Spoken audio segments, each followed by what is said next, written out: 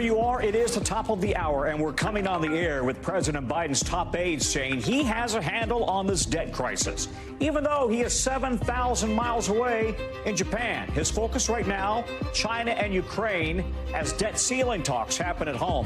Why does the House Speaker sound so confident as the Vice President sounds the alarm? Also at this hour, the dramatic pictures we're getting in from a fire in Charlotte, North Carolina. The city's fire department there says 2 workers are still unaccounted for.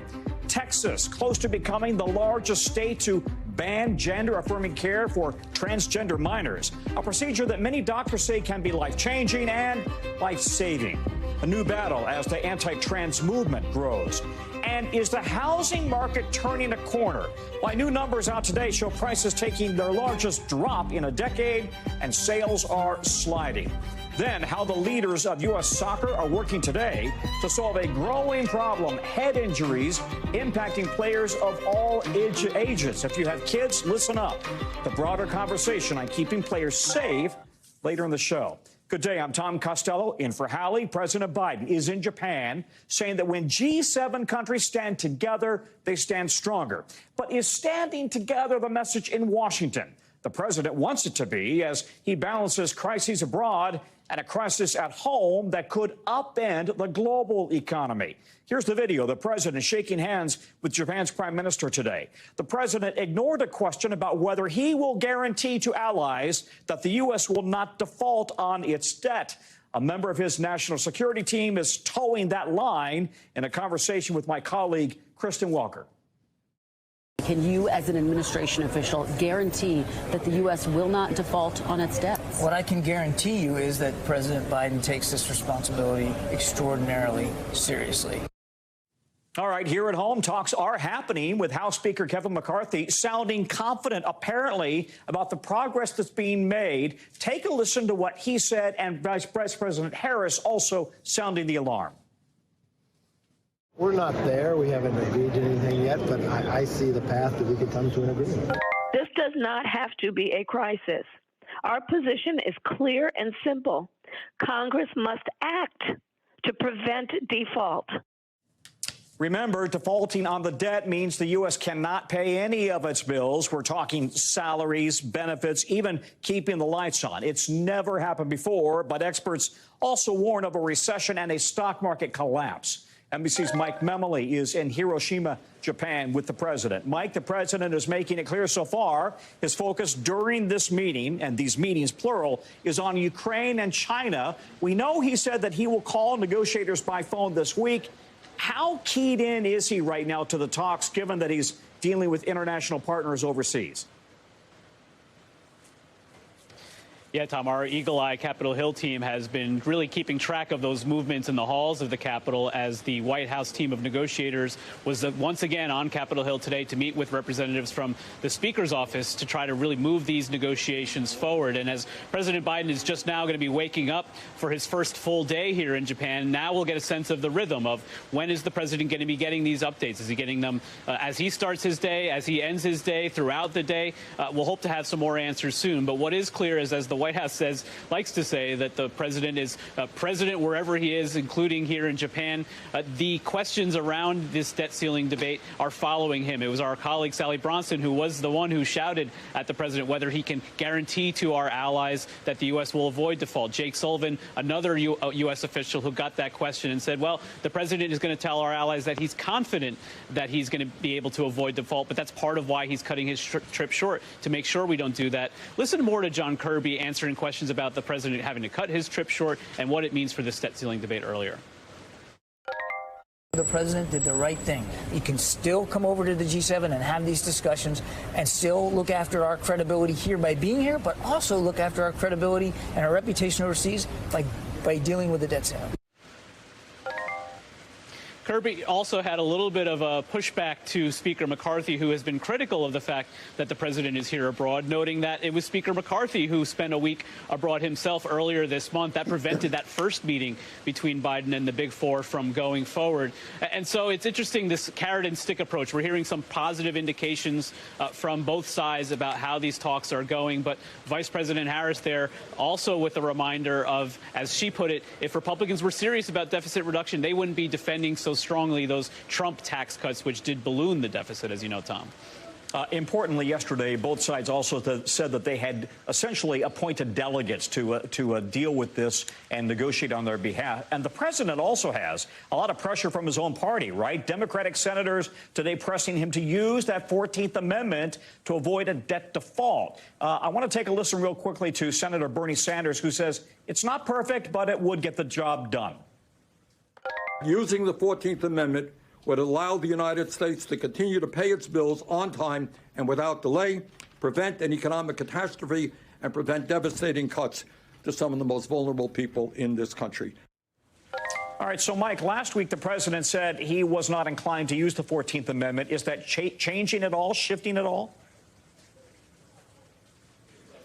Well, what the president has said, and it's really interesting, is that because of what the legal uncertainty is around this 14th Amendment question, he's not inclined to use it in this instance. But he is really hearing from some legal experts on the outside that there might be some validity to moving forward with this in future debt fights going forward. So let's talk about what a plain reading of the 14th Amendment says about this debt question. It says that the validity of U.S. debts shall not be questioned.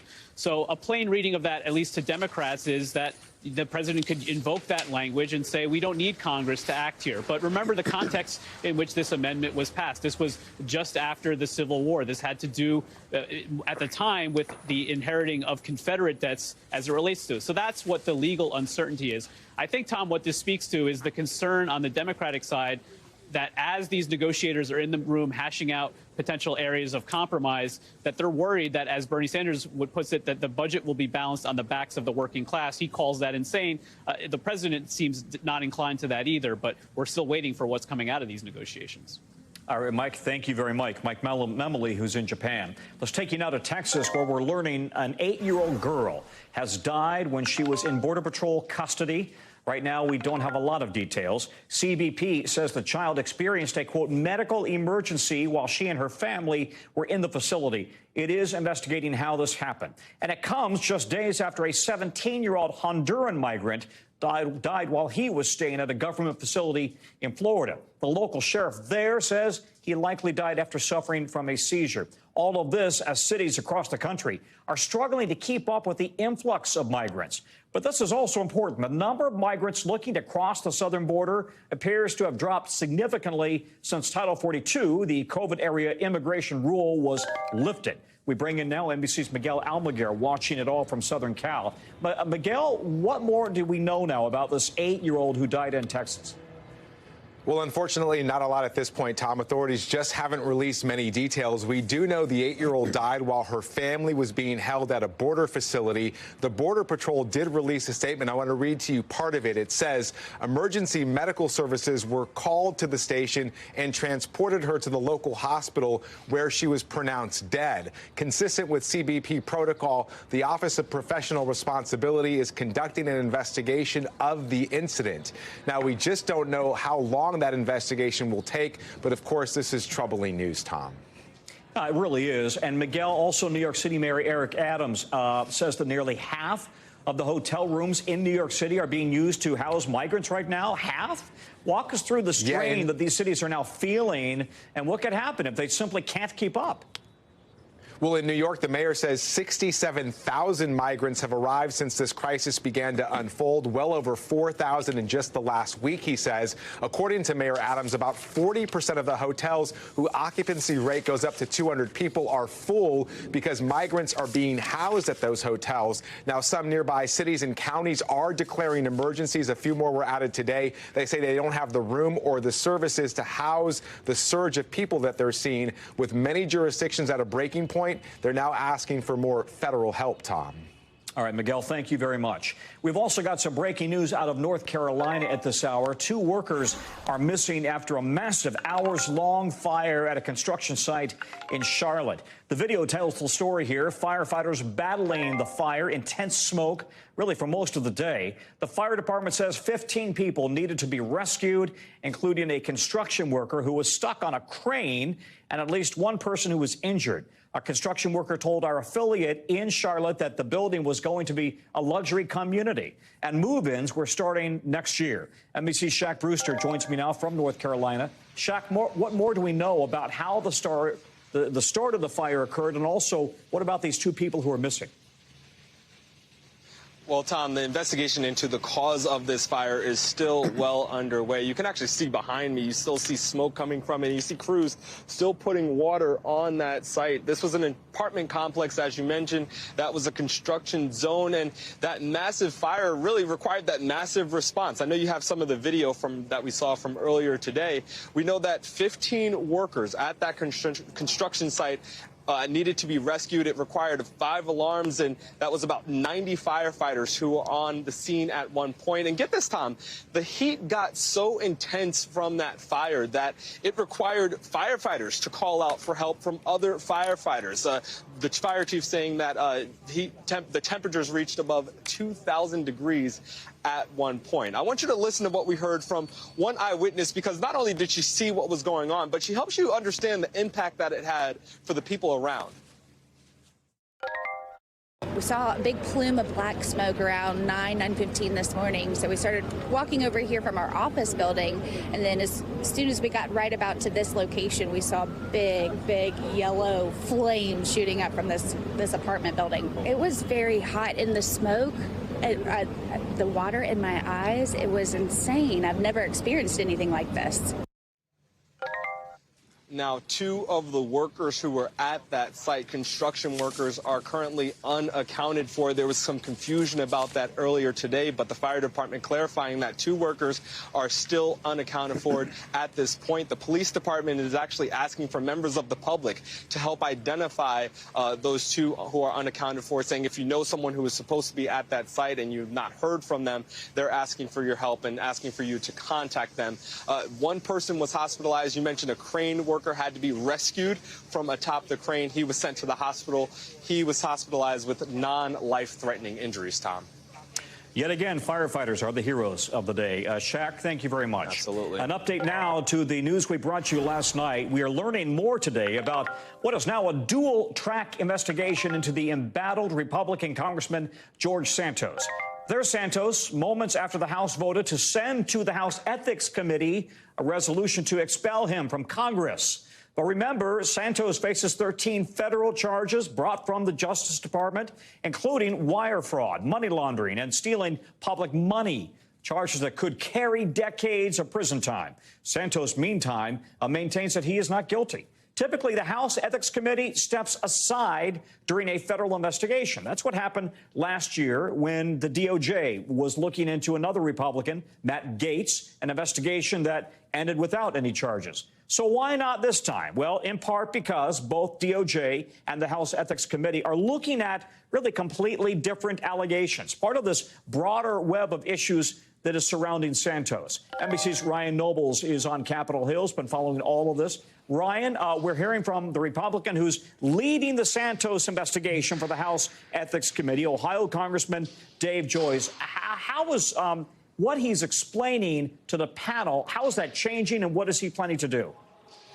Well, the big thing here, Tom, is that the House Ethics Committee, as you rightly point out, sees their mission in the investigation of George Santos to be much different than that of the Department of Justice. That's a criminal investigation. It could lead to jail time and other penalties. But what the House Ethics Committee is trying to determine is whether or not the things that George Santos is accused of make him unfit to serve in Congress. And this is what Dave Joyce told our team earlier today about that investigation. He says you have an ethical and potentially ethical and potentially criminal allegations.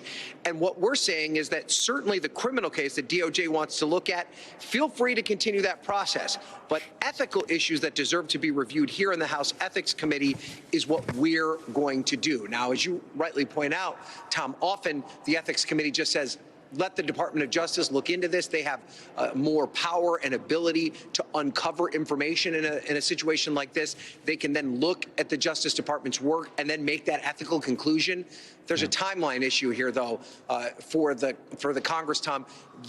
There is a real effort to get George Santos out of Congress sooner rather than later, and they're concerned that the Department of Justice's process is going to take too long for them to draw that conclusion. And he continues to say he's not guilty, although he did admit that he lied considerably about his resume. We know Santos has not made friends with other Republicans near his home district on Long Island. It sounds like those Republicans are just kind of waiting this out to see where the House probe goes. And this is where you really see the political dynamics play out, Tom, because the loudest voices calling for George Santos to resign are his fellow Republican freshmen from New York. But they also understand that there's a very tight balance between Republicans and Democrats in the House, and that if you just throw Santos overboard, that opens the door for a Democrat to take his place. This is what one of his fellow Long Island Republicans had to say, Nick LaLota. He said, I would have preferred there to be enough votes to expel the sociopath scam artist congressman, and he said that Congressman D'Esposito is another New York Republican, has spearheaded the next best option, and that's to refer this matter to the Ethics Committee, where we expect a result within 60 days, and for the terrible liar to be gone by resignation or expulsion before the August recess. Now, that is only LaLota's timeline. We've not gotten that timeline specifically from the Ethics Committee. It could take a little bit longer, but suffice to say, Tom, it's going to take some time before we have resolution to the George Santos matter. How does he really feel? I mean, that's quite a statement. Ryan, thank you very much. Ryan Nobles on Capitol Hill. As expected, NBC News can confirm that Florida Governor Ron DeSantis will indeed formally announce his 2024 presidential bid next week. That, according to sources familiar with the plan. DeSantis right now appearing to supercharge his expected campaign platform, signing 4 bills in the last 24 hours that restrict LGBTQ rights in Florida. And that comes as we're just learning. Listen to this.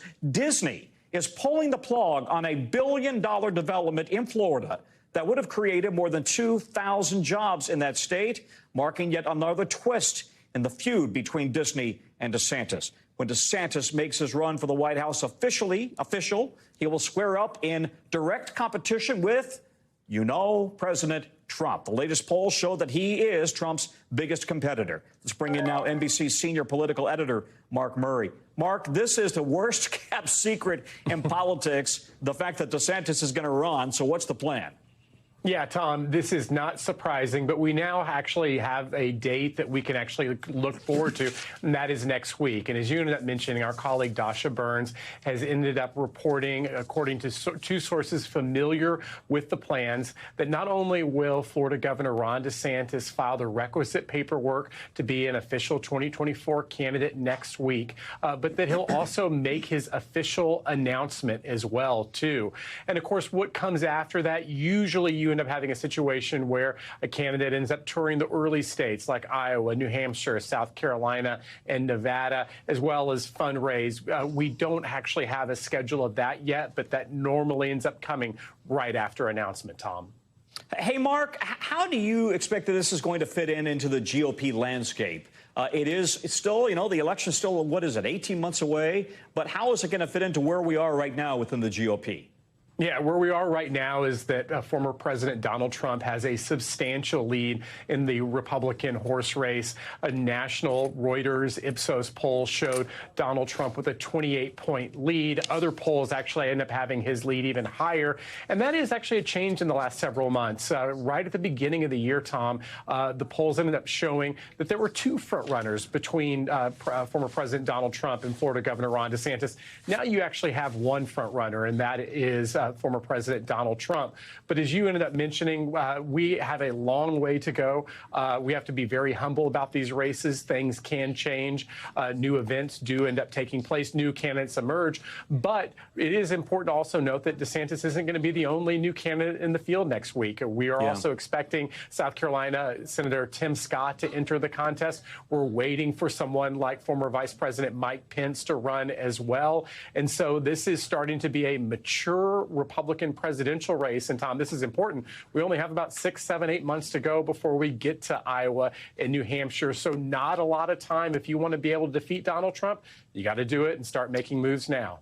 I've got a very quick one for you. I don't have a long answer, but the latest poll on Biden versus Trump, Biden is ahead, right? In that same Reuters Ipsos poll, yes. But, Tom, the totality of all the polls that I've seen, we should all brace for a very, very close general election, no matter who the general election nominees are. Deja vu all over again, right? All right, Mark, thanks very much. New details right now about Democratic Senator Dianne Feinstein's health after her months-long hiatus from Congress. She apparently had more complications than were publicly disclosed after a recent case of shingles. Now, recall that she just came back to the Capitol last week. She'd been out since February. Now, a person familiar with that situation confirms to NBC News she also suffered from a case of Ramsay-Hunt syndrome and encephalitis as a complication from her shingles recovery. While she was out, there were questions also about whether she is still fit to keep serving until her term ends in 2025. Let's bring in NBC's Hallie Vitale on Capitol Hill. Hallie, this sounds serious, and there's been concern also that she seemed confused at times in recent days. Well, look, and that's one of the things that can be an effect of the encephalitis. Swelling of the brain can lead to some side effects that linger, including confusion in the person who suffered them. And look, this is something that for Feinstein isn't new, but is certainly in renewed light because of the fact that she was out with shingles, and now we're finding out about all these complications. But frankly, you saw it, and you see it on the screen right now. The day that she came back, looking frail, needing the help of several people around her to get into this building. And the concern was both that she hadn't been back to work in weeks after contracting shingles, but the other concern was that maybe she came back to work too soon and does not have the ability to do the long days that are required of a sitting United States senator. And so those questions are still persisting, even as we're getting more information now, Tom, about what she's actually been dealing with. You know, I think you just underscored something that's important. This is not a 9-to-5 job. These senators, regardless of party, they are all working very long days and hours. And she's been under pressure to resign. Could this increase the pressure? Maybe, but we are hearing some of her current Senate colleagues speak in her defense. For example, you've got Senator John Kennedy saying this. Watch. Go to Amazon and buy a spine online and stand up and say it publicly. Be a man or be a woman. Don't do it behind the lady's back. She deserves better. We're all human, and we all have health issues. So, look, some of her Senate colleagues, they're saying that they all have health issues. Blumenthal himself is recovering from a broken foot. He just got off crutches. But again, Kennedy's saying the quiet part out loud, which is if you have so many problems with her being back here and the state of her health, you shouldn't be saying it on background as an anonymous quote. You should be saying it with your name on it, because we've been seeing a lot of that kind of reporting too, Tom. People saying without their names attached to it that she should resign. And certainly those things are still going to keep happening, especially in light of the fact that we're learning more about her condition. Senator Kennedy is the Republican from Louisiana, of course. Exactly. Hallie, thank you very much. Still to come, the Supreme Court's big ruling today on what users post on the big text platform, what it means for Twitter, for Google, and for us. And police in New Mexico are out with new information about that shooting that left 3 people dead. What we're learning from the police from Farmington, New Mexico, when we come back.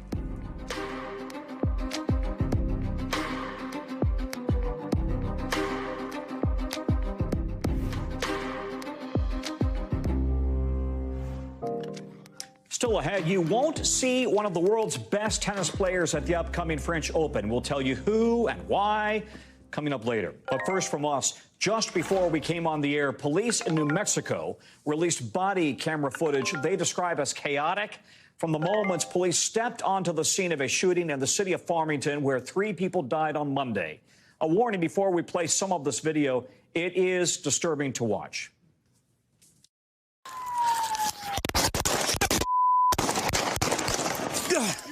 I'm good! You just heard one officer yelling at the suspect to raise his hands, and then the officer was shot at. Later in the video, police shoot and kill the suspect. And we know 2 officers were hurt in the crossfire, but the department has not identified who they are yet. The city's police chief says that the outcome of the shooting could have been a lot worse if the officers had not been trained for exactly this kind of situation. Take a listen. Absent that kind of training and dedicated time that the department puts into it, the outcome could have been far more tragic. Well, the new evidence is coming as the community gathered last night in Farmington to remember the people who lost their lives. Shirley Voital, Melody Ivy, and her mom, Gwendolyn Schofield. NBC Steve Patterson joins us now. Steve, do investigators have any new theories about what led to this shooting? Well, certainly with the daily updates and the release of video from police, we have a better idea of how the shooting started, how it progressed, and certainly how it ended.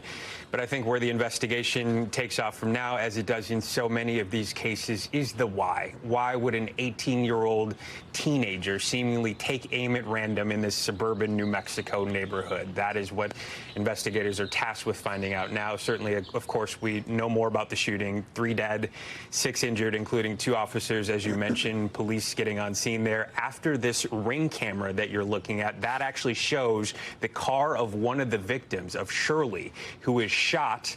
And then the car progresses forward. You see a second car approach, and police now believe that that second car contained Gwendolyn and Melody, who got out of their car to assist Shirley and then were met with a hail of gunfire as well. A note was found in the suspect's pocket. I won't read it. I don't want to give any light to it. It's also rather incoherent. He also apparently took off his body armor before what police say basically made a final stand. And there was some belief that he was taunting police to shoot him. So that may be part of the reasoning. But as for a motive, that is the main thing that police are investigating as they move forward. Tom? Yeah, I mean, his victims were mostly senior citizens, right? We mentioned last night's vigil. These women who were killed were really well known in the community. It seems a lot of people wanted to honor them and turn out last night. You know, Tom, I've seen so many times in these, if you take away seniors and elders in a community, you're essentially removing the pillars of those communities. Of course, Gwendolyn and Melody and Shirley had known their community for years, if not generations in some cases. Gwendolyn and Melody are mother and daughter. They were both teachers. There is some belief within the community that they may have educated thousands of preschoolers throughout generations of Farmington history. They've also been involved in the local church. Shirley, of course, a nurse as well. And, you know, as we were talking, they were the first people to try to assist another victim that was on the ground. That's the kind of people they were. One person saying that Melody was the kind of woman who would have embraced the suspect had she the ability to know him. And now another shooting ending in tragedy and senselessness. Tom? It's a nice community there, Farmington. I've been there.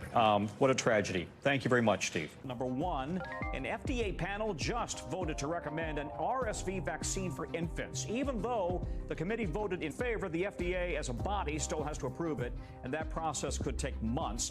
If approved, the shot would be given to pregnant mothers, and it would be the first RSV vaccine for infants in the U.S.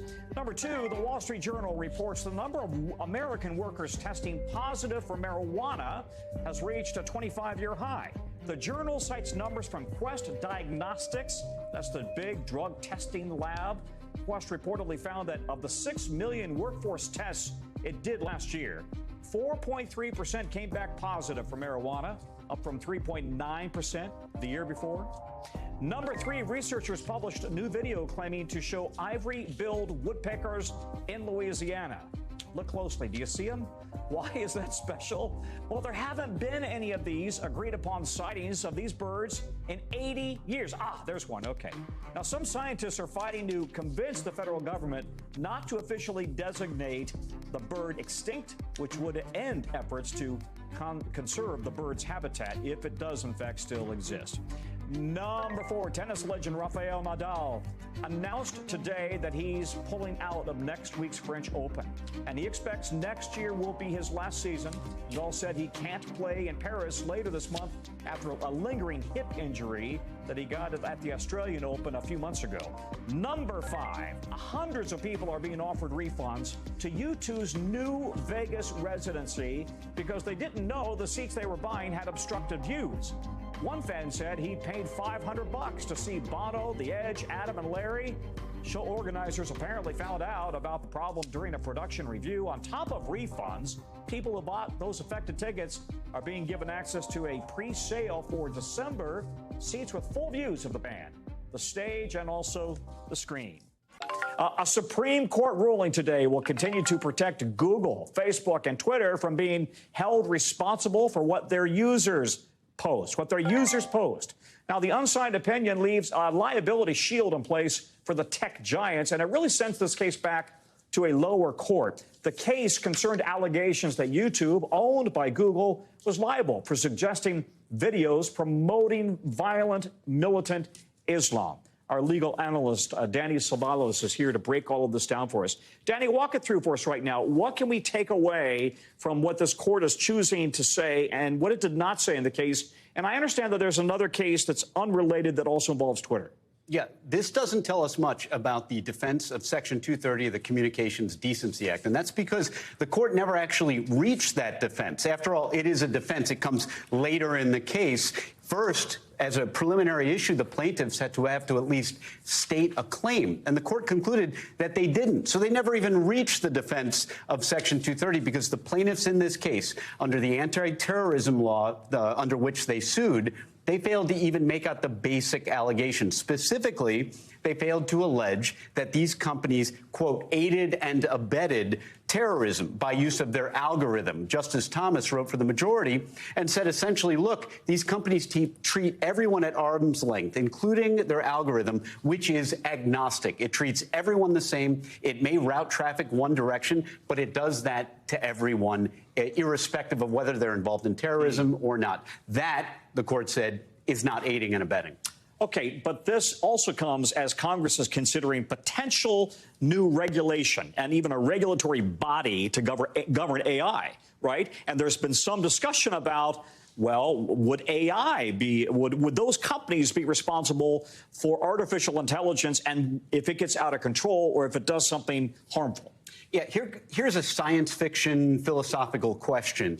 If these companies are editing content, routing people towards content by use of an algorithm, a human at some point wrote that algorithm, right? Or what if they didn't? What if we're getting to AI writing our algorithms for us? So if a human is editing, that's an easier case to make for someone knowing what they're doing and driving traffic in a particular direction. But if the algorithm is at work and it's essentially a robot, and if that robot was built by another robot, I know this is starting to sound like a science fiction question, is this aiding and abetting? Is this something that a human is doing, or is it something that we've just created robots to do for us and we can step back and abdicate responsibility? Well, this is exactly where this is going, right? This AI conversation, not to mention the conversation the Supreme Court took up, is the future in some way. We got to figure this out, right? That's exactly right. I mean, the AI creates all kinds of interesting legal issues. But, Tom, I got to tell you, since the dawn of technology has always outpaced the law. Yeah. Legislatures have never been able to legislate Congress in advance. Cannot keep up. Never. And that's the way it's designed to be. We come up with advancements in technology, and then the rest of us are running behind in Congress or as voters trying to figure out how to regulate these developments. It can't go the other way. Danny, thank you. We'll be back talking more law stuff soon. Later in the show, the man accused of murdering the founder of Cash App appeared in court today. What he told the judge and what it means for the case. And Texas Governor Greg Abbott is about to sign a bill targeting transgender minors. What that group stands to lose when it becomes law after the break.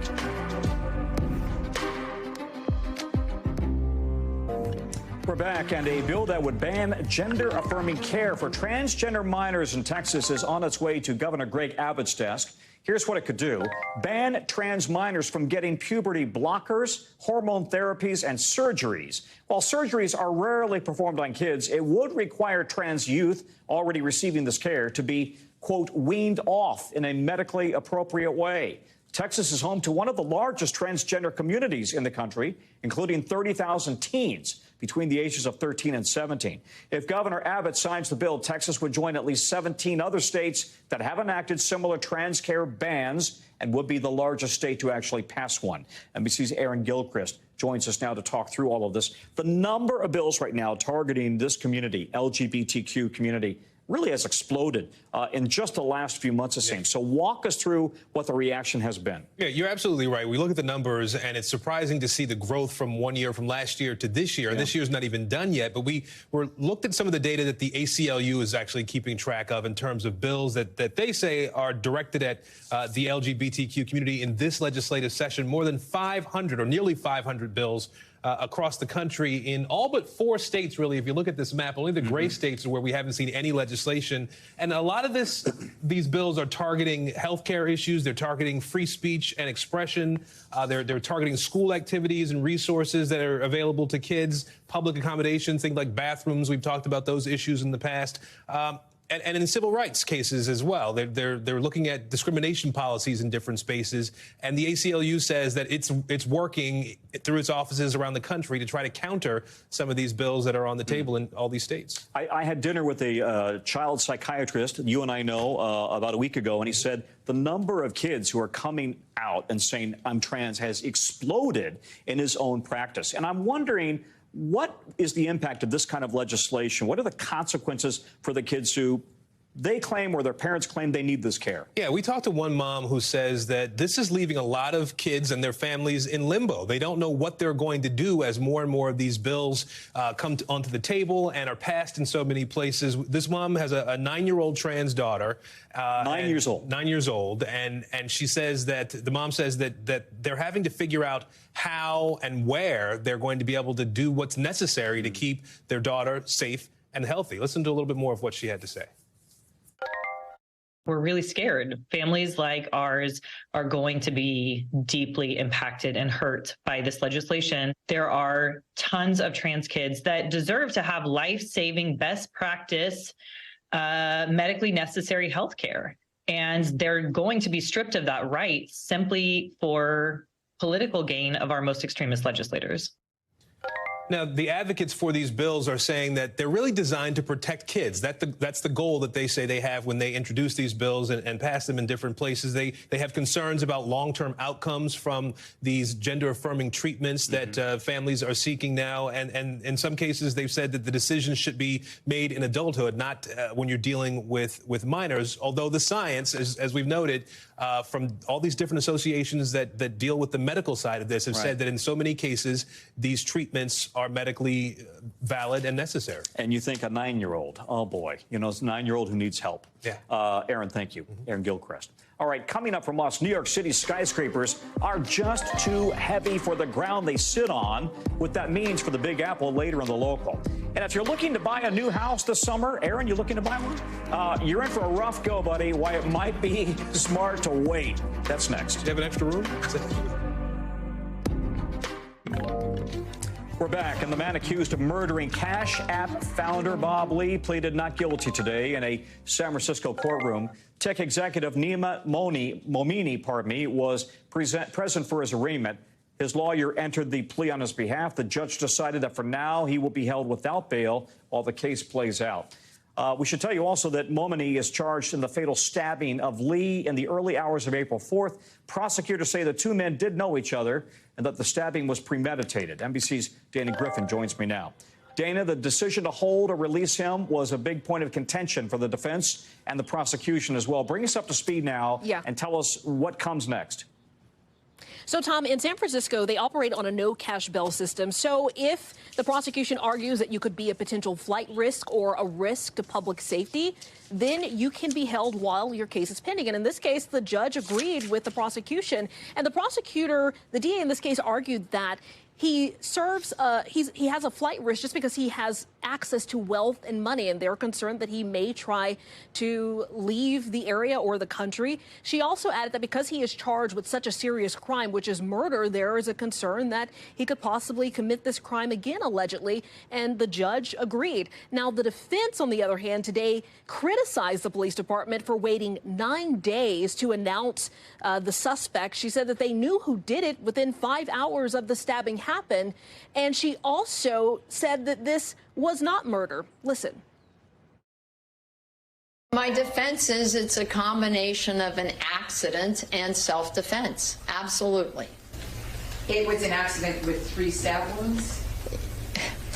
Well, you know, have you ever...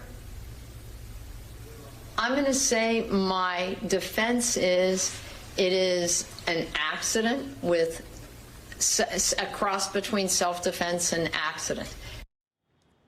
So there you go. She wouldn't really go into details about why that's going to be her defense. She claims that there's more to the story, and we will likely find out more in court. We know that Momini is going to be back in court tomorrow for a preliminary hearing. They're going to try to set that sometime before June. Tom? All right, Dana, thank you very much. NBC, of course, covers hundreds of stories each day, and because we can't possibly read, watch, or listen to all of them, our bureau teams have done it for all of us. And this is what they say is going down in their regions. It's a segment we call The Local. From our Western Bureau, the Los Angeles Dodgers are pulling a local drag charity group from its Pride Night event. The team says it took out the Sisters of Perpetual Indulgence because of, quote, the strong feelings of people who have been offended by the sisters' inclusion. Earlier this week, Florida Senator Marco Rubio complained to Major League Baseball about that group, calling them, quote, anti-Catholic. Members dress and drag as nuns, and they advocate for LGBTQ rights. The sisters say they're sad the Dodgers have decided to, quote, unally themselves from their group. Out of our Northeast Bureau now, New York City, listen to this, may be slowly sinking under the weight of all those skyscrapers. That, according to a new study. Scientists estimated that New York City's skyscrapers weigh about 1.68 trillion pounds and are pushing the city down about 1 to 2 millimeters every year. And that's without the Twinkies. While that may not seem like a lot, they say it could worsen the effects of climate change when you're sinking. And out of our Midwest Bureau, this diamond ring, literally flushed down the toilet 13 years ago, is now back where it belongs. Employees saw a little sparkle in some sewage at a Minnesota wastewater plant. The group announced they were looking for the owner. A bunch of people submitted photos of their lost rings, and only one photo was a match. Somebody had to dive in and get it, I guess. Now to our American Dream series.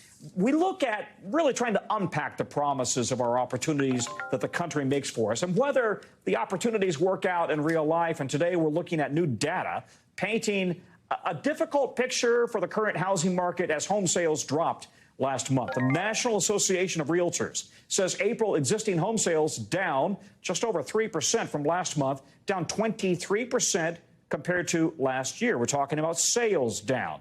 A shortage of available houses and mortgage rates are two major factors keeping buyers out of the market. And all of this new data could be a troubling sign for both buyers and sellers, as spring, of course, is usually the hottest time for the housing market. We bring in now the expert CNBC real estate correspondent, Diana Oleg. Love talking to you. We always geek out, don't we? We're always geeking out, always talking. Help me with this, though. This is strange. Sales are down. Yes. Prices are up. Yes, and it's interesting because there were some headlines because the realtors said today that prices were actually down the most sharply in over a decade, but they were talking about the median price, and that's where the real story is today. They're saying the price of the middle of what high and low sold, and the reason that came down is because only the stuff on the low end of the market is selling. People can't afford the higher end, and so it's really active on the lower end. That skews the median. But when you look at regular prices, they're actually up. Now, one of the biggest issues, though, is supply, and that's what you were talking about. We just have nothing for sale. In fact, new listings were down over 20%. When you look at the supply year over year, month to month, the overall supply is actually going up. So I don't want to confuse you again, but it's going up because houses are sitting on the market longer, right? They're not selling. The new listings, which is the fresh stuff that everybody wants to see, the affordable homes, not coming on. And where's a 30-year mortgage sitting right now? Okay, so it just went up again. Okay, so give me the average. It's around 6.8%, according to Mortgage News Daily. Now, the high from last October was 7.37%. It dropped back in January almost to the 5% range, almost touched it. And that's when we saw this surge of buyers, and that's what pushed home prices to start climbing again. They started in January. And 18 months ago, 3%. Yeah. So you're still up 3.5% in 18 months. Yes, yes. And we're actually seeing them rise higher. Why? Because of the debt ceiling. Do you want to talk about that? Yeah, too. I was just going to ask you, if, in fact, they don't come to an agreement on the debt ceiling, how will this impact my house, your house value, and people trying to get into the market. Okay, so Zillow did a study. This is them. They're saying that if we don't come to an agreement on the debt ceiling, we will go from the current 6.8% to perhaps 8.4%. What does that mean? Say I'm taking out a $300,000 mortgage. Yeah. That means my monthly payment goes up $350 a month. A month. Do you trust that Zillow number? They have a dog in the fight.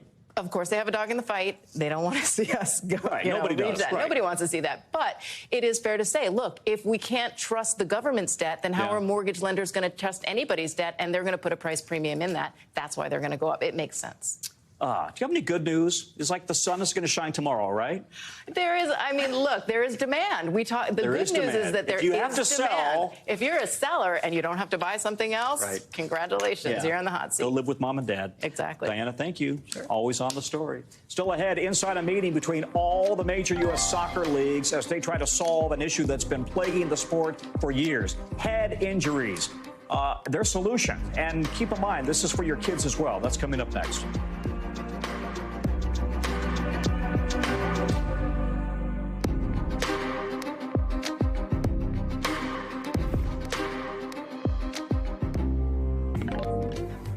All right, listen up. Some pretty major U.S. soccer leagues are wrapping up a summit on the impact of head injuries on players.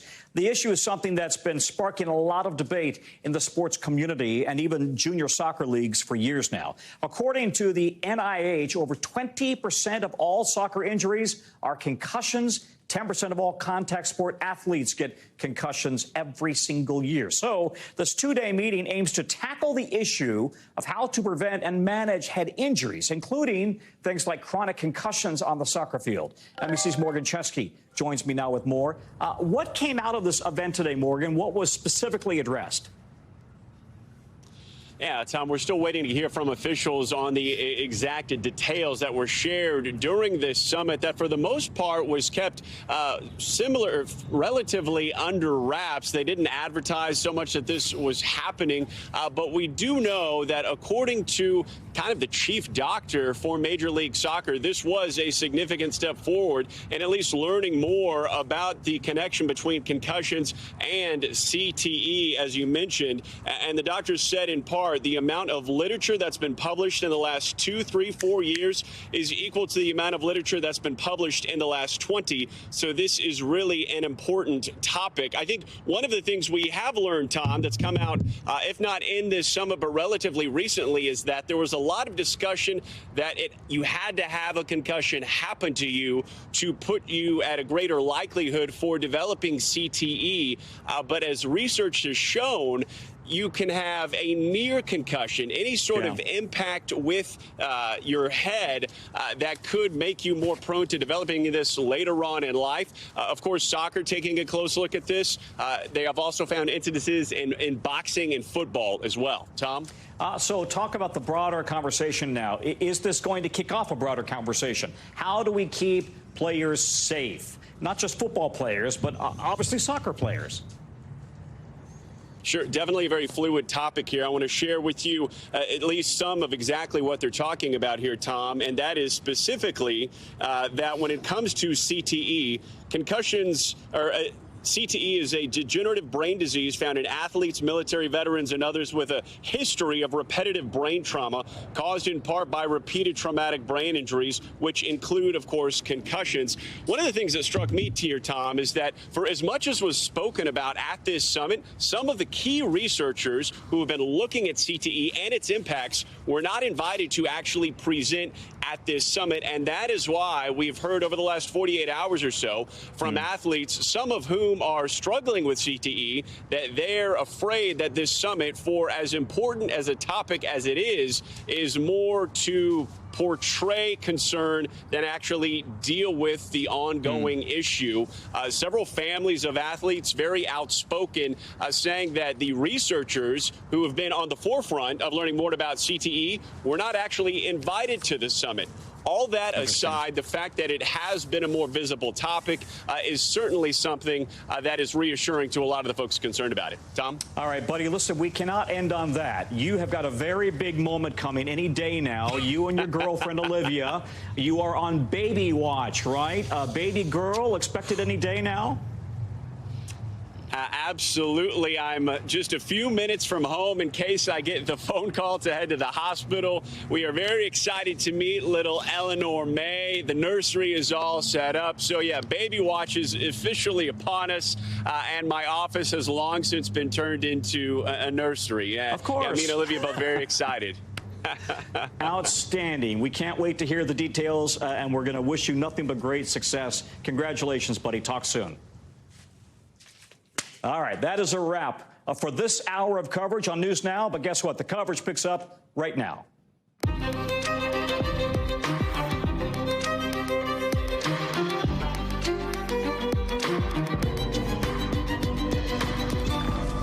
Once again, it is the top of the hour, and we are coming on the air with President Biden's top aides. They say he has a handle on the debt crisis, even though he is 7,000 miles away in Japan. His focus right now is on China and Ukraine. The debt ceiling talks are happening, of course, back here in D.C. Why does the House Speaker sound confident? The Vice President, though, sounding the alarm. Also, this hour, we are learning more about an 8-year-old who died in government custody after crossing the southern border, as some cities say they are running out of room. Plus, new details on Senator Dianne Feinstein. Our sources tell us her condition may be more serious than her staff has let on. And then, new trouble for Republican Congressman George Santos. By the House Ethics Committee says the federal charges against them will not slow down their own investigation. And Disney is pulling out of a big deal, a $1 billion project in Florida. The company's feud with the governor there is raging on. As NBC News is first to learn, DeSantis, there in the governor's office in Florida, is in fact planning to announce a bid for the White House next week. That is coming up later in the show. Good day, I'm Tom Costello. I'm in for Hallie, and President Biden is in Japan, saying that when G7 countries stand together, they stand stronger. But is standing together the message in Washington right now? The president wants it to be, as he balances crises abroad and a crisis at home that could upend the global economy, which, of course, is dollar-based. Here's the video, the president shaking hands with Japan's prime minister.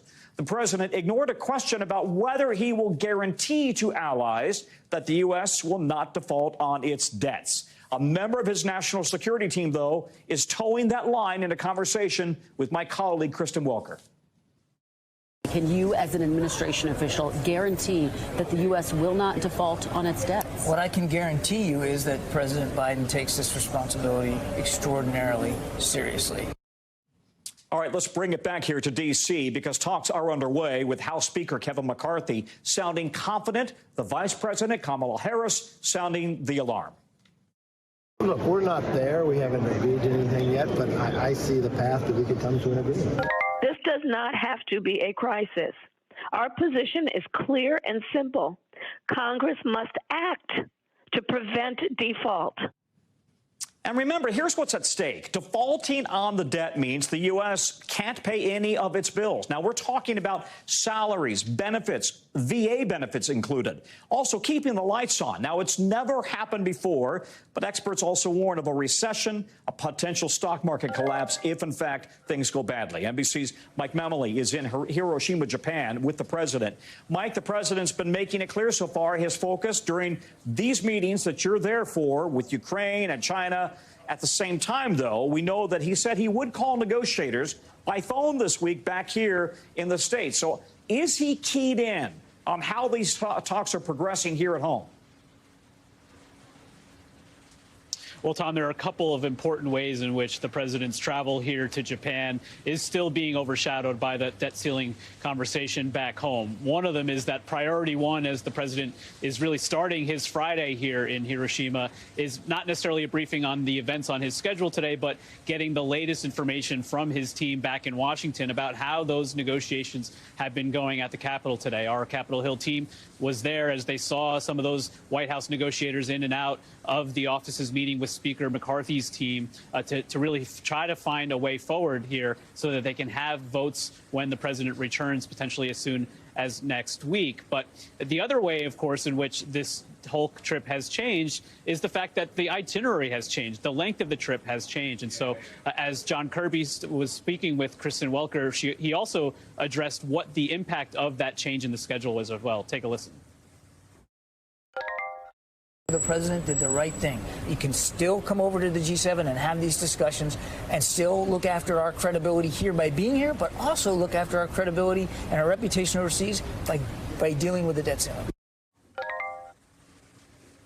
We're still seeing also a little bit of political language from the White House as they talk about the impact of that debt ceiling drama as it relates to our national security. The White House is going to be announcing with our allies here today some additional sanctions on Russia for their invasion of Ukraine. And White House officials saying that the U.S. financial system is key towards that sanctions regime. And so they're taking a shot at Republicans by saying, by undermining the full faith and credit of that financial system, they're weakening our hand here as we want to increase pressure on Russia. Tom.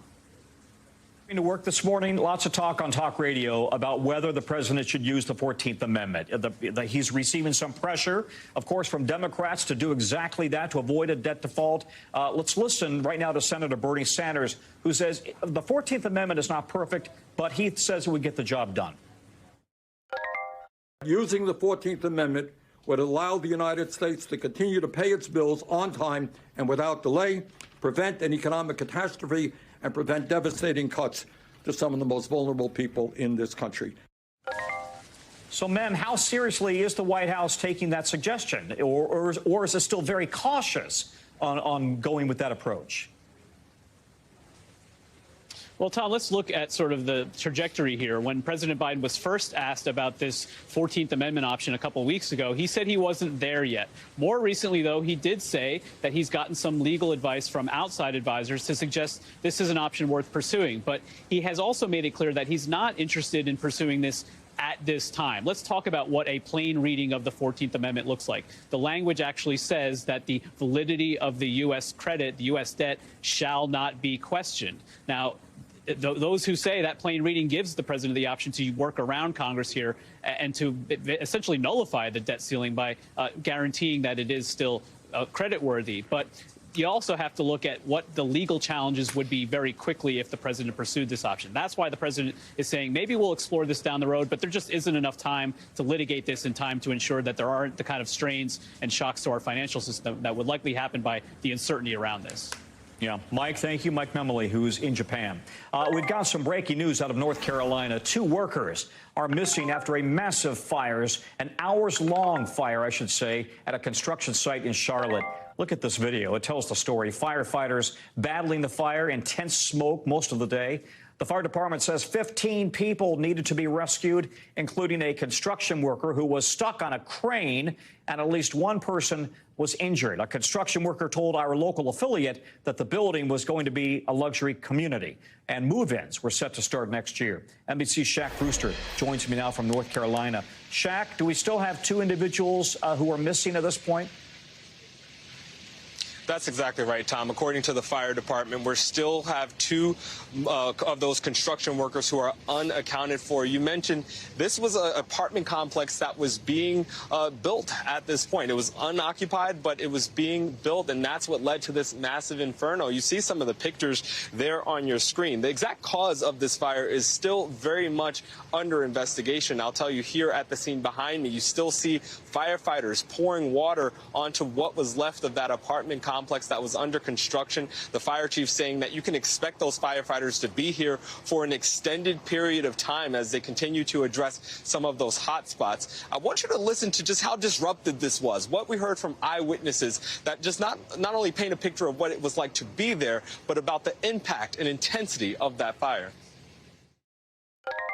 We saw a big plume of black smoke around 9:15 this morning. So we started walking over here from our office building.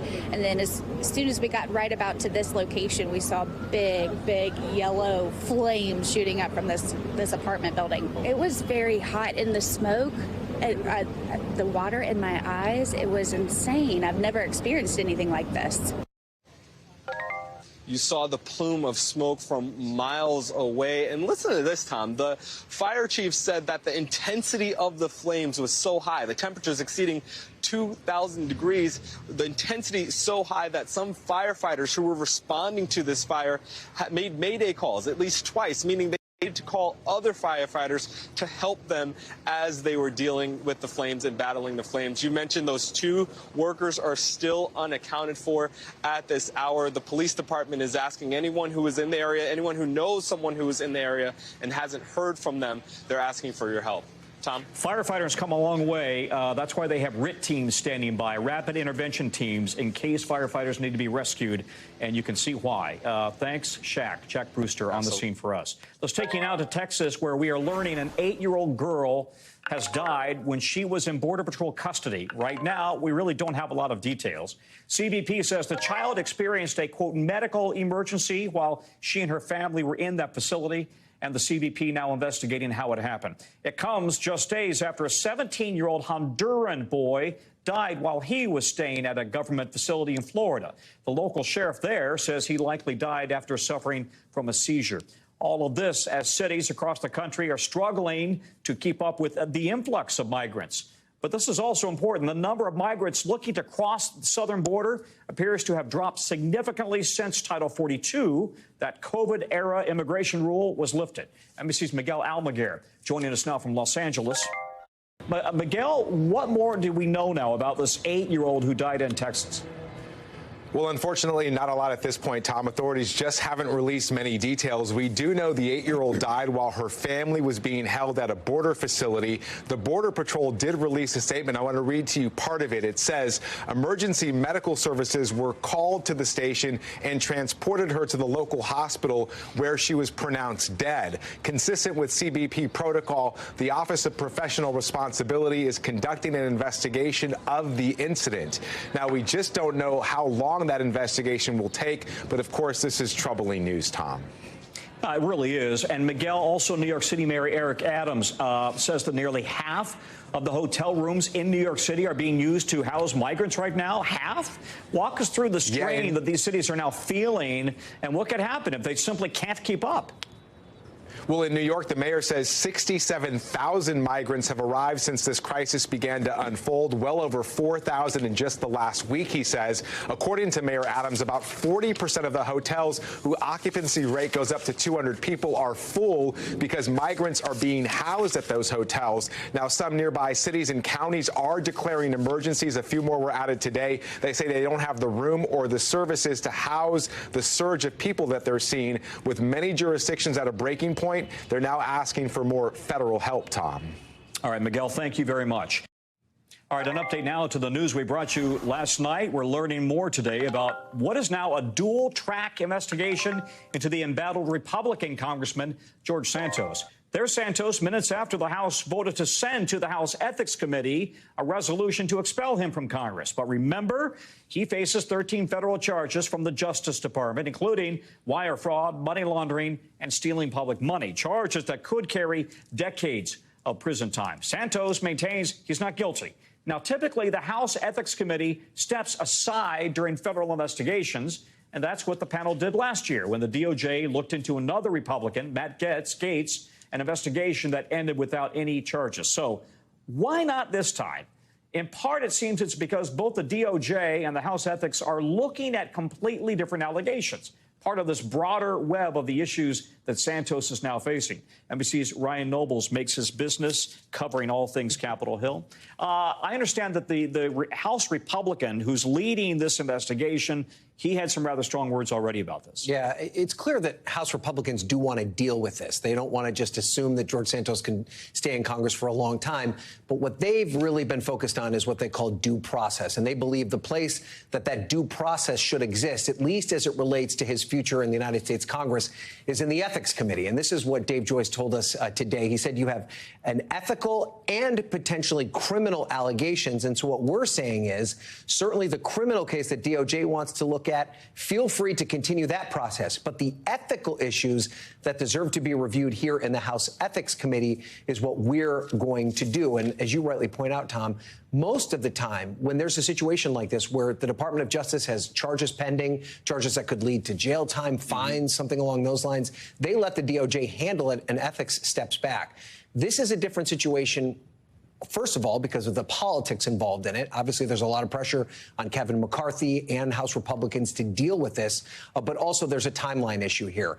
It may take the Department of Justice a while to get this case together, to get it through the court system, and that's why House ethics is moving a little bit quicker. Republicans are in a sticky wicket here, aren't they? Because on the one hand, they clearly want to distance themselves from Santos. On the other hand, they need his vote in a very tightly divided House. And that's the reason that you didn't see that vote for expulsion reach the 2/3 threshold that it would need to expel him, because they understand that there's only 4 votes separating Republicans and Democrats, and they need Santos's vote. And that doesn't mean that they want him around still. I want to show you this quote from Long Island Republican Nick LaLota, who is no fan of George Santos. I would have preferred there to be enough votes to expel the sociopath scam artist, he calls him. And Congressman D'Esposito, who's another Long Island Republican who also is no fan of George Santos, has spearheaded the next best option. That's to refer to the matter to the Ethics Committee, where they expect a result within 60 days. Now, I don't know about that 60-day timeline. That's not something the Ethics Committee has confirmed. Who knows how long it will take? I do think the political calculation here, though, for Kevin McCarthy, Tom, is that they want to be able to find a candidate that they believe could run in a special election that could win. We often forget that this is a district that Joe Biden won. It's a district that traditionally has been held by a Democrat. It was a surprise that George Santos won. That's why a lot of us didn't realize he had all the issues that they did. They're not just going to hand the seat back over to a Democrat. So that's part of why. When your own party calls you a sociopath, that's not a good sign.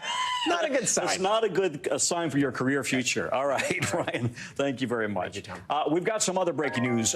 First to NBC, Florida Governor Ron DeSantis will formally announce his 2024 presidential bid next week. That according to sources familiar with the plan. DeSantis right now appearing to supercharge his expected campaign platform, signing 4 bills in the last 24 hours. These bills restrict LGBTQ rights in Florida. And that comes as we're just learning Disney is pulling the plug on a $1 billion development in Florida that would have created more than 2,000 jobs in that state, marking yet another twist in the feud between Disney and DeSantis. When DeSantis makes his run for the White House official, he will square up in direct competition with former President Trump. The latest polls show that he is Trump's biggest competition. Let's bring in NBC's senior political editor, Mark Murray. Mark, this, as I said an hour ago, this is really the worst kept secret in domestic politics that Ron DeSantis is going to run. Yeah, and we now know that it's going to actually all happen next week, Tom. Our colleague Dasha Burns ended up reporting that not only will Florida Governor Ron DeSantis file the requisite paperwork to be an official 2024 presidential candidate on the Republican side, but also make his official announcement next week. And that's citing 2 sources familiar with those plans. And, Tom, I'm actually really kind of fascinated by the messaging that DeSantis will end up having in that announcement, as well as what he's actually been able to say over the past week or so as he ended up making stops in Iowa and also speaking in Florida.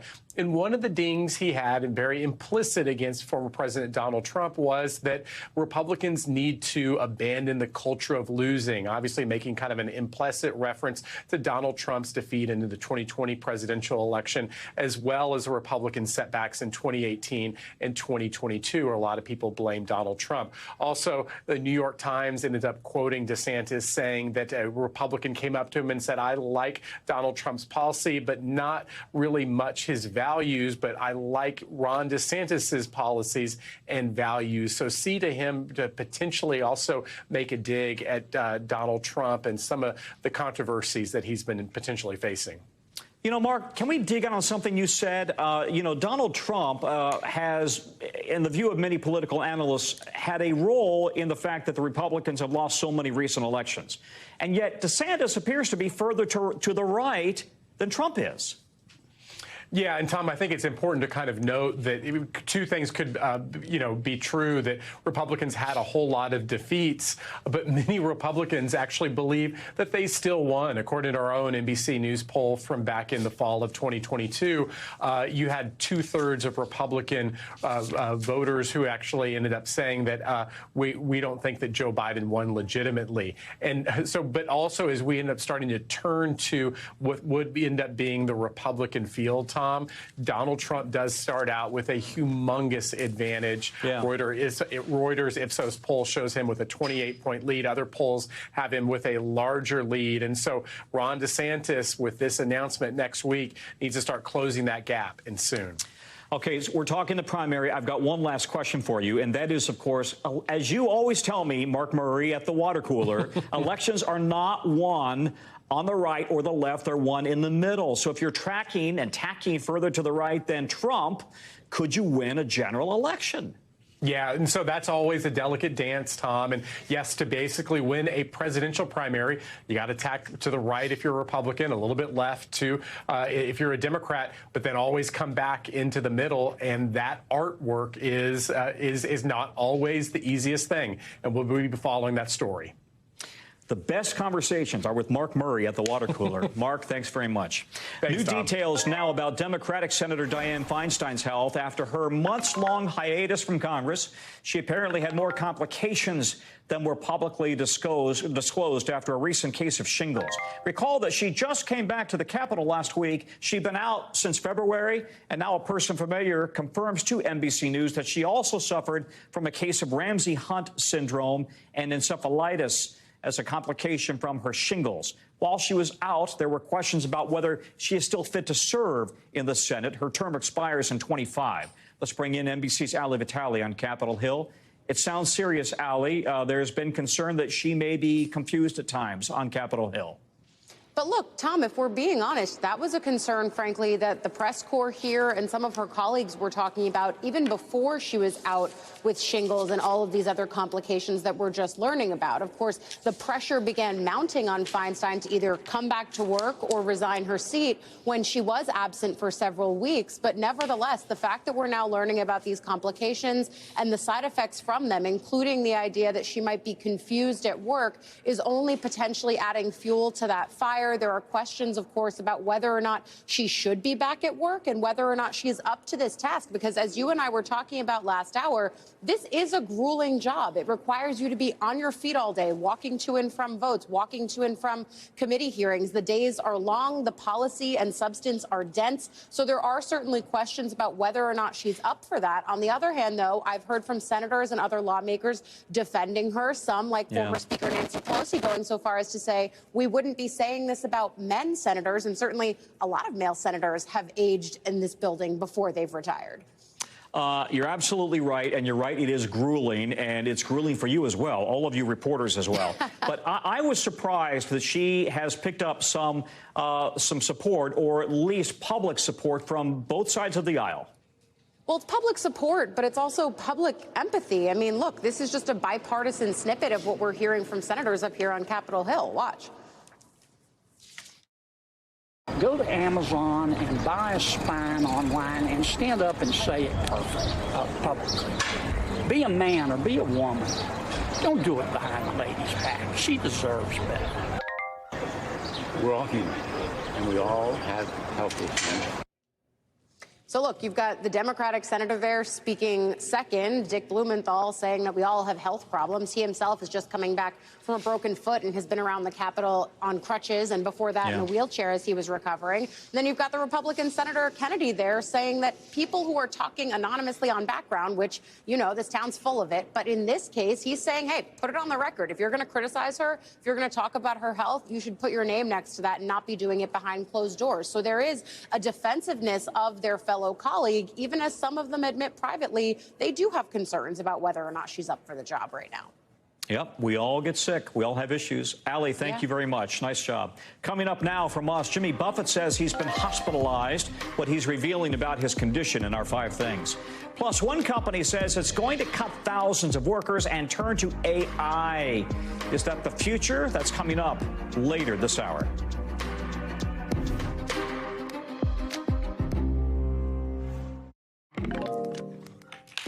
All right, Disney World is saying that it's going to close one Star Wars-themed experience less than 2 years after it opened.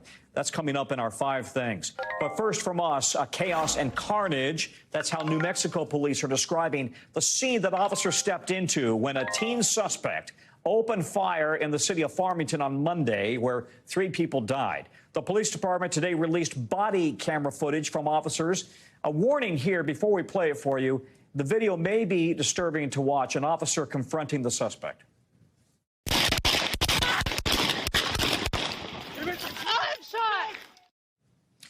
So you heard the gunfire between police and the suspect, and then one officer yells out that she was shot and scrambles to try to get up. The city's police chief today said that it's still tough for him to watch and to listen to the video. It is, as I described, a very chaotic scene. It's emotional to watch it, honestly, and I've seen it a bunch of times now. The new evidence comes as the community gathered last night in Farmington to remember the people who lost their lives. Shirley Voitaw, Melody Ivy, and her mom, Gwendolyn Schofield. NBC Steve Patterson joins me now to talk about the investigation. Steve, what else did we learn today about what was possibly going through the suspect's mind, or will we ever know? We may never know. You know, and Tom, police have been incredibly forthcoming with this case, giving us details and updates every single day, including the video that they're released today. So we know more about how the shooting started, how it progressed, of course, how it ended. What we don't know is a motive. We don't know why this teenage suspect would seemingly take aim at random in this quiet New Mexico neighborhood. The video you're looking at now is a doorbell camera. That is one of the victim vehicles. A woman was shot in that vehicle. That is after she shot. Another vehicle pulls up behind her, seemingly to render aid. The women in that vehicle are shot as well. A hail of gunfire, 3 dead, 6 injured, 2 of those injured police officers. Police would later find a note in the suspect's pocket. It does not talk about motive. It's rather rambling and incoherent. The police would later find hundreds more rounds of ammunition and more guns at the suspect's house that he shared with his father. Doesn't really lend to a motive as well. Police would also later learn that the suspect removed his body armor before the last confrontation and that he was seemingly taunting them to shoot him. So that may lend to how he wanted to go out, but as far as the why, that is now the sole source of the investigation and what police will be digging into for the next few days, if not weeks, if not months. And then again, as you mentioned, Tom, we may never know. Tom. And these victims were senior citizens, the women who were killed, and they were really kind of pillars in the community, right? Yeah, you're talking about 2 70-year-olds and a 90-year-old. 2 of them, Gwendolyn and Melody, were related, mother and daughter. And as we were just saying, they were the ones that were being good Samaritans, saw Shirley being shot, stop the car, try to render aid, and then they're met with a hail of gunfire. Those 2 women are both teachers. One of them owned a private school in that community. It's estimated that they educated probably something like thousands of children in that community. Shirley was a nurse as well. So a huge impact. There was a candlelight vigil. Hundreds of people came out. And when you remove 2 pillars or 3 pillars of the community like that, of course, everybody's feeling it. It's just something that is tragic as it is senseless, Tom. Small town, nice town in northwest New Mexico, and it proves it can happen anywhere. Steve, thank you very much. Our team things that you should know about tonight.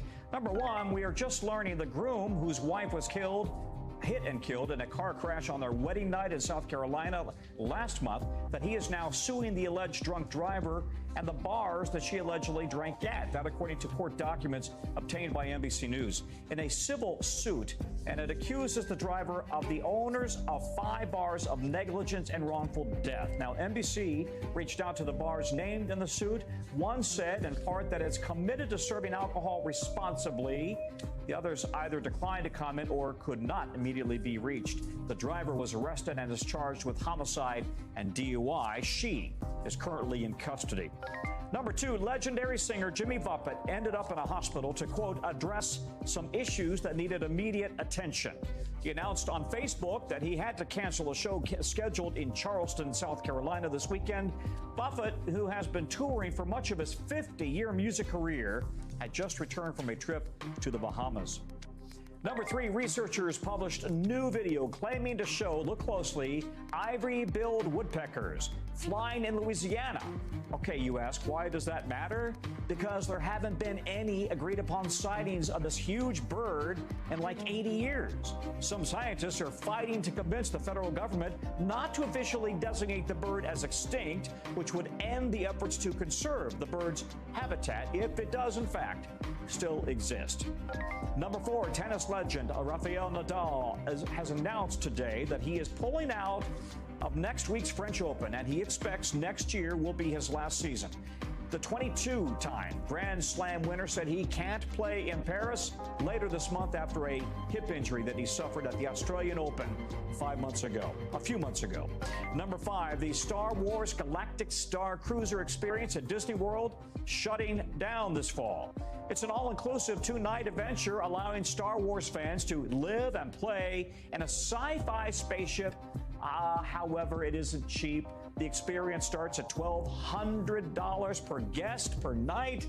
That price gets you a room, food, and drink, and an immersive trip to a galaxy far, far away, which you can also get on your high-def TV. All right, a Supreme Court ruling today will continue to protect Google, Facebook, and Twitter from being held responsible for what their users post. Now, the unsigned opinion essentially leaves a liability shield in place for the tech giants, and it sends the case back to a lower court. The case concerned allegations that YouTube, which is owned by Google, was liable for suggesting videos that promote violent militant Islam. Our legal analyst, Danny Savalos, is here to break all of this down for us. Can you walk this through for us? Because it's a little confusing, I think, and that's why we need a legal mind. But essentially, what is the court saying? What's the takeaway for all of us who use these apps? A lot of folks thought the Section 230 of the Communications Decency Act would feature prominently here as a defense for the companies, specifically that companies like this, platforms, cannot be liable for what third parties post on their platform. But the court never reached this issue. And I got to tell you, Tom, here's a little secret about courts, especially appellate courts. They would much rather dispense with the case early on with an issue like standing or saying that the plaintiff failed to state a claim, because then they don't have to get into the tricky, thorny issues like the contours of Section 230 of the Communications Decency Act. So instead of dealing with this defense, the court instead said, look, the original statute that the plaintiff sued under, an anti-terrorism statute that allows people to bring civil actions against those who aid and abet terrorism,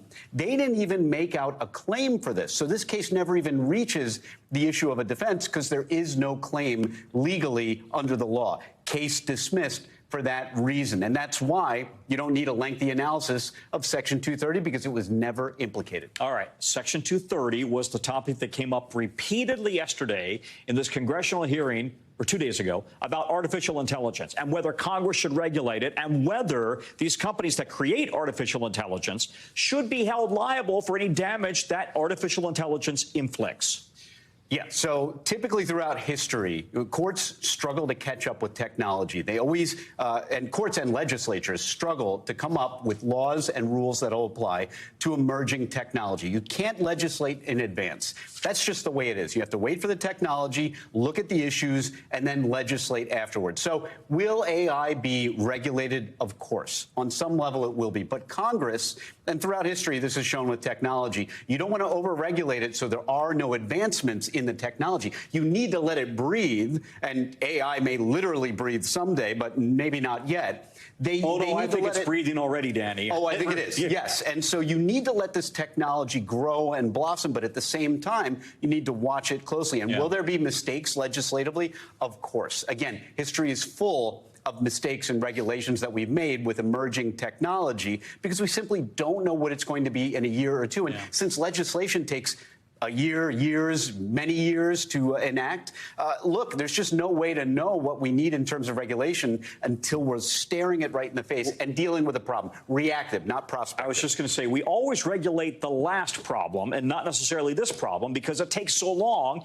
And yet, amazingly, in this case, you had the industry itself, the godfathers, the creators of AI saying you've got to regulate AI. It's going to get dangerous. And sometimes, again, with technology, innovators ask for regulation. Sometimes they welcome it.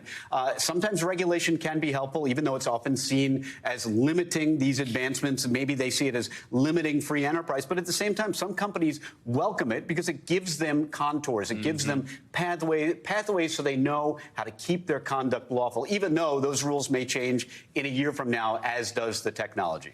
They just got around to what? They were regulating 8-track tapes last week, right? Or something? Absolutely. Danny, thank you very much. When we come back, Texas is about to become the biggest state to ban transgender care for minors. You'll hear from one parent about what it means for their family.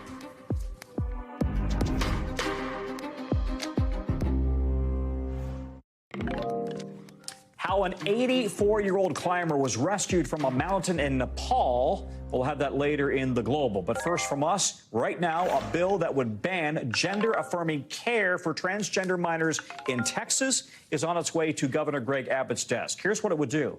Ban trans minors from getting puberty blockers, hormone therapies, and surgeries. While surgeries are rarely performed on kids, it would also require trans youth already receiving this care to be weaned off the care in a, quote, medically appropriate way. Texas, home to one of the largest transgender communities in the country, including 30,000 teens between the ages of 13 and 17. And if Governor Abbott signs the bill, Texas would join at least 17 other states that have enacted similar trans care bans and would be the largest state to actually pass one. NBC's Garen Gilchrist is on this story. He joins us now. Talk us through this here. And what I'm astonished at, and you and I have discussed this, the numbers of kids who need help or care, the numbers of kids identifying as trans has exploded. How would this affect them? Well, you're right. The numbers of kids have exploded. And we're also seeing the number of bills that are targeting some of these groups really grow at the same time. We looked at some data that's been collected by the ACLU that looked at bills that are before legislative bodies around the country, and nearly 500 of them around the country that are anti-LGBTQ, according to the ACLU, and all but 4 states really across the country is where we're seeing these bills that target health care, that talk about free speech and expression. They look at school activities and resources that are available to kids in schools, public accommodation, bathroom bills, as we've talked about in the past, and also bills that people like the ACLU are saying are just entirely discriminatory in so many different ways. And there are concerns from the ACLU about what to do to tackle some of these pieces of legislation before they can become law. It feels like growing pains. The country is trying to come to terms with this, and it's being torn as a political issue. And yet for trans youth, this is very personal. And for families, it's very personal. Yeah, it's not political. It's not up for debate for them. This is about their health and safety in so many cases. We talked to one mom in Texas who says that this bill that is moving toward the governor's desk in Texas is leaving a lot of families in limbo. They just don't know what they're going to do to make sure that they can take care of their children. She has a 9-year-old trans daughter who she worries about being able to ensure her health and safety. Take a listen to what we heard from this mom a little bit earlier today. We're really scared. Families like ours are going to be deeply impacted and hurt by this legislation. There are tons of trans kids that deserve to have life-saving, best practice, medically necessary health care. And they're going to be stripped of that right simply for political gain of our most extremist legislators. Now, the lawmakers behind these bills are saying that they're doing this to protect children. They feel like there are concerns about long-term outcomes for some of these treatments, gender-affirming treatments that young people are going through. And in other cases, lawmakers have said that these sorts of decisions should be left to these children once they're adults, as opposed to in their youth. Medical communities have come out and said that these are appropriate measures for families and doctors to be thinking about, and that the debate really shouldn't be in legislatures. Should be in the doctor's office. All right. All right. Aaron, thank you very much. Aaron Gilchrist. Some summer trouble in the housing market you may want to know about. Why experts say you might want to wait if you're looking to buy a home. Plus, people in Turkey saw something flying in the sky that they've never seen before, and it all got caught on camera. We're going to show it to you later. What is that? Coming up in the Global.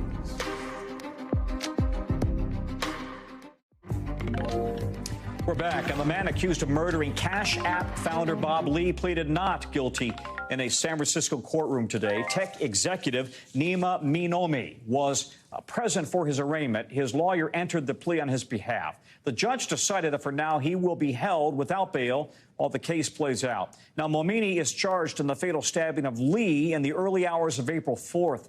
Prosecutors say the two men did know each other. The stabbing was premeditated, they say. NBC's Dana Griffin joins us now.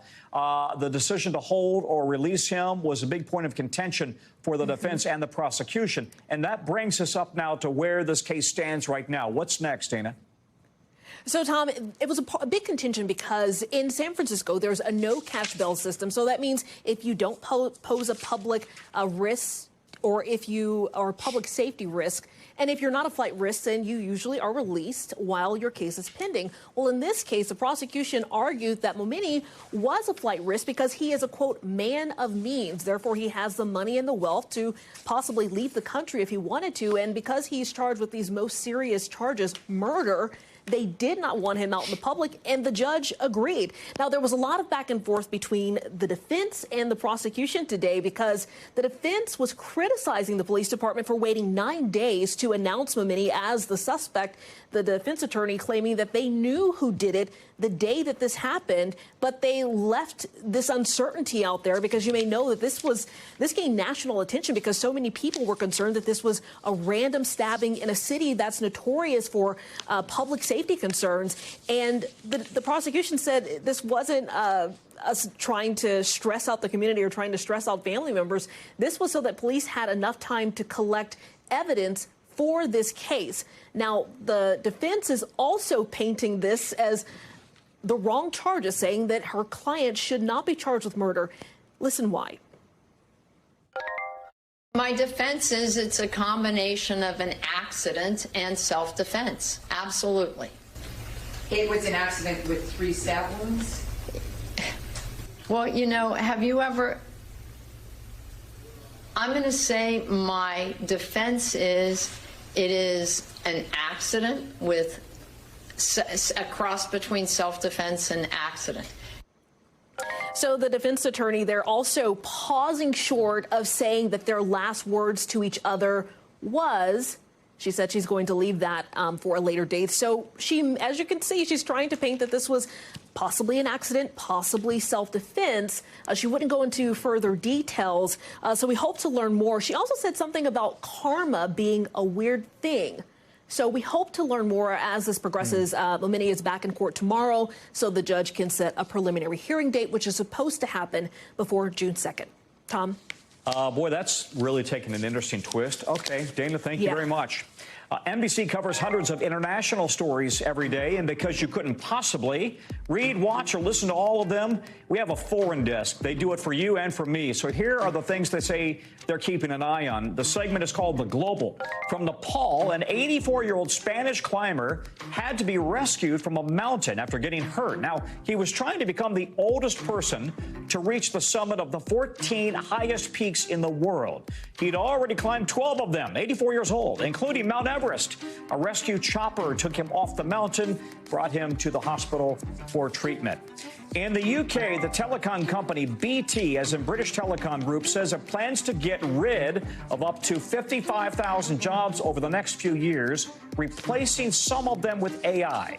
The company's CEO says it would shift to a smaller and leaner workforce through digitalization, automation, and artificial intelligence by the end of the decade. It comes just days after another UK-based telecoms company announced 11,000 layoffs. In Turkey, all right, look at this. It's a bird. It's a plane. What is it? What is it? What is it? Oh, my gosh, it's a couch. Take a look at that, a flying sofa in the sky after storms and crazy winds hit the country's capital this week. The person who took this video says it fell off the balcony of a 35-story building and into a garden. Thankfully, one more time, come on. Oh, we're going to let it go. Here it comes. Thankfully, nobody was injured by the flying couch. Okay. Now to our American Dream series that unpacks the promises of opportunity this country makes to all of us and whether those opportunities work out in real life. And today we're looking at new data painting a picture of the current housing market as home sales dropped last month. The National Association of Realtors says April existing home sales were down just over 3% from last month, down over 23% from a year ago. Now, a shortage of available houses and mortgage rates are two major factors keeping buyers out of the market, and all of this new data could be a troubling sign for both buyers and sellers, as spring is normally the hot time for the market. CNBC real estate correspondent Dianne Feinstein joins me now.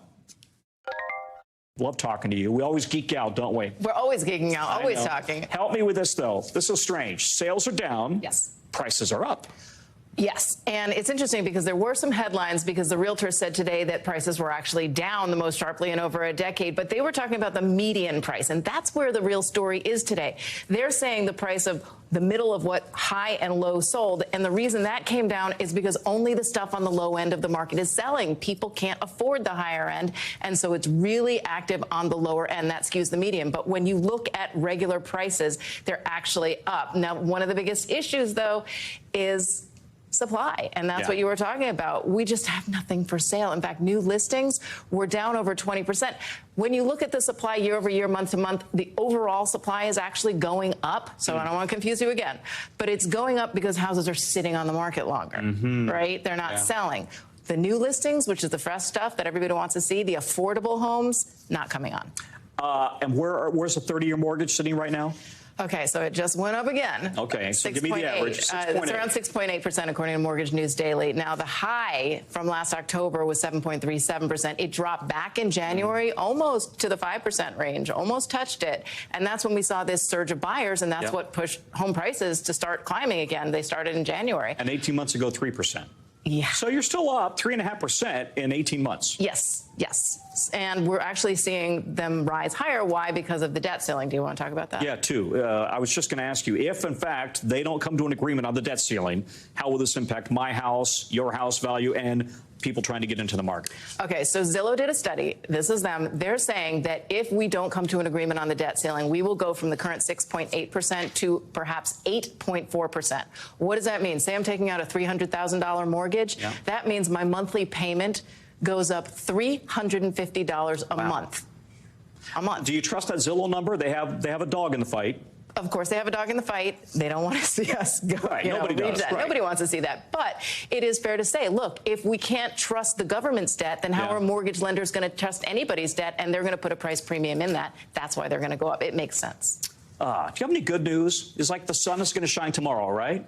There is. I mean, look, there is demand. We talk. The good news is that there is demand. If you have to sell, if you're a seller and you don't have to buy something else, congratulations, you're in the hot seat. Go live with mom and dad. Exactly. Diana, thank you. Sure. Always on the story. Love her. Still to come. There's been a lot of talk about head injuries in the NFL, but now Major League Soccer is taking a closer look at those very same injuries suffered by their players. Inside the meeting happening today. That's coming up next.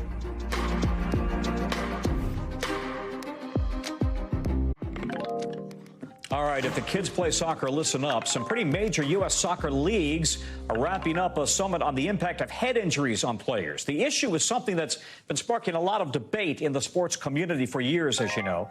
According to the NIH, over 20% of all soccer injuries are concussions. 10% of all contact sport athletes get concussions every year. So this two-day meeting, I should say, aims to tackle the issue of how to prevent and manage head injuries, including things like chronic concussions on the soccer field. NBC's Morgan Chesky joins me now. You know, Morgan, I know a lot of kids they've come out with a concussion and it takes them weeks to recover, right? They just don't feel good anymore and they struggle to concentrate. What came out of this event today? Yeah, Tom, this was the first day of this two-day summit. This was wrapped up the two-day summit in downtown Chicago, featuring some of the brightest minds on the topic, as well as top officials in Major League Soccer. And they were really acknowledging the problem, which is something that we haven't seen in decades past. So that's, of course, a good step forward. But I want you to hear what Major League Soccer's top medical official had to say strictly about the research into CT CTE, that condition that researchers have found you can be more prone to with repeated head injuries. They say the amount of literature that's been published in the last 2, 3, 4 years equal to the amount of literature that's been published in the last 20. So this is a really important topic.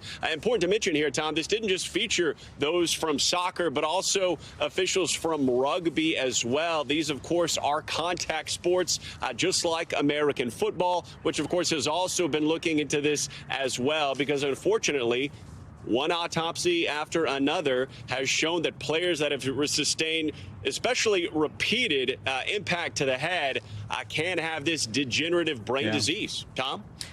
Listen, I have girls, but I have friends who have boys, and they've said they don't want their boys playing football for that very reason, because of the potential impact of a concussion or CTE. Absolutely. You know, it's certainly becoming in the forefront of a lot of parents' minds and young athletes for that matter. And specifically when we're talking about CTE, I know that we like to discuss athletes here, but it's not just athletes that are impacted. In fact, we heard officials kind of describe it earlier today, and they said that it's a brain disease found in athletes, military veterans, and others with a history of repetitive brain trauma caused in part by those repeated traumatic brain injuries, which can include, of course, concussions, but not necessarily concussions every time, just an impact to your head, or, you know, could have impacts for years, if not decades to come. Tom? Listen, we're going to say goodbye and wish you and your lovely, beautiful girlfriend great success. You are on baby watch. There you go right there. A baby girl expected any day now, right? Make it quick. Little Eleanor May, we look forward to meeting her. It's been a long time coming, but me and Olivia are both very excited. Thank you, Tom. All right, we want all the facts and details and photos when you are all clear. Morgan, thanks very much. That's a wrap for this hour, and for the one before, we're going to wish Morgan good luck. The story picks up right now on News Now. Thanks for watching our YouTube channel. Follow today's top stories and breaking news by downloading the NBC News app.